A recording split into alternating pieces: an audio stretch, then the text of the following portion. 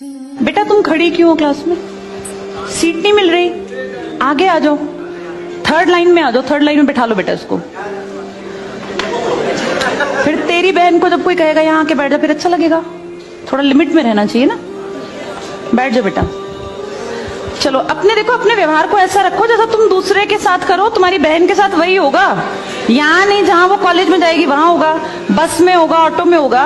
समाज सबसे मिलके बनता है। तुम घटिया हो ना किसी के लिए, तो तुम्हारी बहन के लिए 100% कोई ना कोई घटिया। भगवान जो है कर्मा रिटर्न्स बैक है, ये सीधी थ्योरी है ये। और ये मैं अपने लिए भी मानती हूँ, मैं अपनी बेटी के लिए भी मानती हूँ। मैं जैसा कर रही हूँ ऐसा ही मेरे साथ होगा, या मेरे घर वालों के साथ। तुम जैसा कर रहे हो ऐसा तुम्हारे भाई बहनों के साथ होगा ही होगा। हम किसी भी बेटी के साथ गलत करेंगे ना, तो अपने आप को इसके लिए तैयार रखना कि मेरी बहन भी पढ़ने निकलेगी। आज छोटी है तो कल निकलेगी। चाचा की बेटी, मामा की बेटी, ऐसा नहीं कोई घर में रिश्ते ही ना हो, माँ भी तो होगी। जैसा तुम कर रहे हो ऐसा तुम्हारी माँ के साथ जरूर घटित हुआ होगा। अब तुम कर रहे हो, बड़े अच्छे कई एड्स हैं, उसमें एक जवान लड़का ना सीटी बजा रहा होता है, तो उसकी माँ, देखा तुम लोगों ने वो, उसकी माँ कहती है बेटा मत कर। तुम्हारी उम्र का था वो लड़का, उसकी माँ लगा लो मेरी एज की मुझसे 2-4 साल बड़ी होगी, क्योंकि जो बच्चे 20 के हैं उनके माँ 40-45, उनकी माँ 45 साल तक की होती है। तो लगातार सीटियां बजा रहा है, उसकी माँ उसको कहती है बेटा मत कर, वो इरिटेट हो जाती है।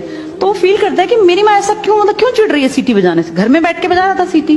तो उसकी माँ को याद आता है कि जब मैं रोज बस स्टॉप पे जाती हूँ, 45 साल की अधेड़ उम्र की एक औरत, एक घटिया लड़का, मतलब ऐसे नहीं होते बिल्कुल ही घटिया जिनकी परवरिश हो, वो रोज उसको परेशान करता है, उस 45 साल की औरत को।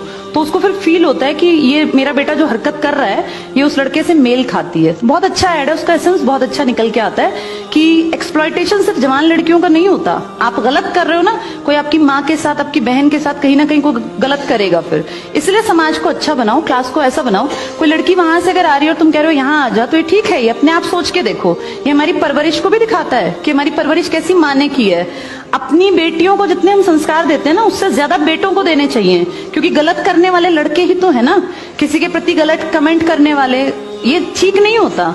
इतने काबिल बनो कि कोई तुम्हारे साथ बैठना चाहे। तुम्हें ये कहना पड़ रहा है कि यहाँ के बैठो, तुम कोई वो छिछोरे 70-80 के दशक के लड़के थोड़ी ना हो, पढ़े लिखे 21वीं 22वीं सदी के लड़के बैठे हो, तुम कोई बच्चे नहीं हो। अब अपने व्यवहार को इतना अच्छा बनाओ, क्योंकि जब गलत बात बोलो ना तो ये सोच के बोलना कि मेरे घर में जो औरत है ना उसको ये सहना पड़ रहा है कहीं ना कहीं। तुम ही लोगों ने समाज बना रखा है, इसको घटिया बना लो चाहे अच्छा बनाओगे तो पूरा समाज अच्छा बन जाएगा। घटिया बनाओगे तो तुम्हारी माँ को भी 100% सुनना पड़ता होगा, क्योंकि ये कर्म है, ये किसी को नहीं छोड़ते।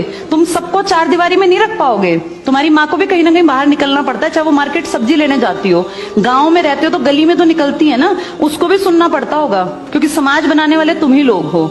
तो ये ध्यान रखो सबको कि भाई किसी को हमारे किसी भी कमेंट से बुरा ना लगे, और इनको अलग मत समझो। जैसी तुम्हारी बहनें ऐसी ही ये हैं। पसंद आना कोई अलग बात होती है, पर व्यवहार अच्छा रखना चाहिए। तुम्हारी परवरिश अच्छी माने की है, कम से कम ये दिखा के चलना।